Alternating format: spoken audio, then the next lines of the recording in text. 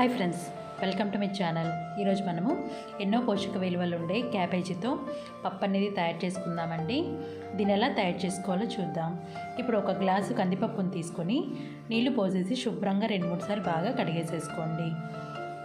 ఇప్పుడు ఇందులోకి 1.5 గ్లాసు నీళ్లు పోసేసి మూత పెట్టి 1 అరగంట సేపు నానబెట్టి పెట్టుకోండి. 1 అరగంట తర్వాత ఇప్పుడు దీన్ని ఒక కుక్కర్ గిన్నెలోకి తీసుకోండి. నీళ్ళతో సహా కుక్కర్ గిన్నెలోకి తీసేసుకోండి. ఇప్పుడు ఇందులోకి కట్ చేసి పెట్టుకున్న క్యాబేజీని శుభ్రంగా ఒకసారి కడిగేసుకొని ఇందులో ఉన్న నీళ్ళని ఇలా ఫిల్టర్ చేసేసుకొని ఇందులో వేసేసుకోండి. ఇప్పుడు ఇందులోకి ఒక 3 కట్ చేసి పెట్టుకున్న చిన్న సైజు టమోటాలు ముక్కలు వేసేసుకోండి. అలాగే ఒక 6 పచ్చిమిరపకాయలు కూడా వేసుకోండి. పచ్చిమిరపకాయలన్నీ మీ ఇష్టం అండి, మీరు తినే కారాన్ని బట్టి వేసుకోండి.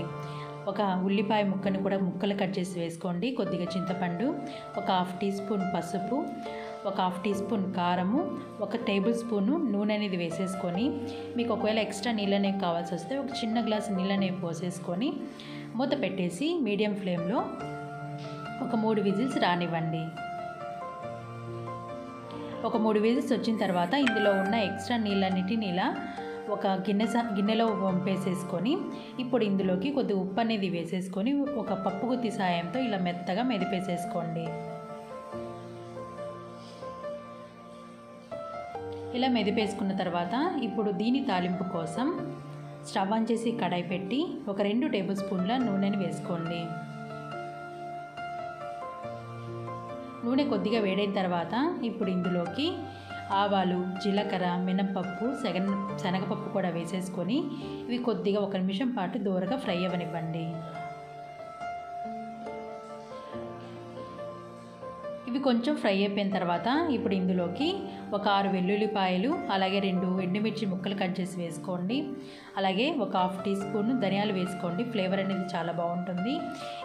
వీటిని కూడా 1 నిమిషం పాటు ఫ్రై చేయండి. ఇవి 1 నిమిషం ఫ్రై అయిపోయిన తర్వాత ఇప్పుడు ఇందులోకి ఉల్లిపాయ ముక్కలు, కరివేపాకు, కొత్తిమీర, అలాగే కొద్దిగా ఇంగువ కూడా వేసేసుకొని ఈ తాలింపు అనేది మంచిగా దోరగా వేగనివ్వండి.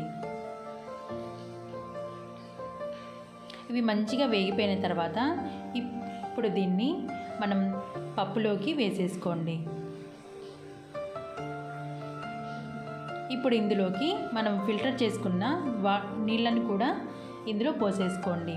మీకు ఇంకా ఎక్స్ట్రాగా కావాలంటే ఒక చిన్న గ్లాసు నీళ్ళు కూడా పోసుకోండి.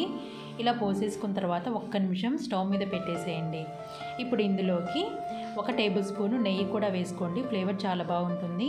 మీకు ఒకవేళ నెయ్యి అనేది ఇష్టం లేకపోతే వదిలేసేయండి. ఇప్పుడు మూత పెట్టేసి స్టవ్ ఆపేసుకోండి.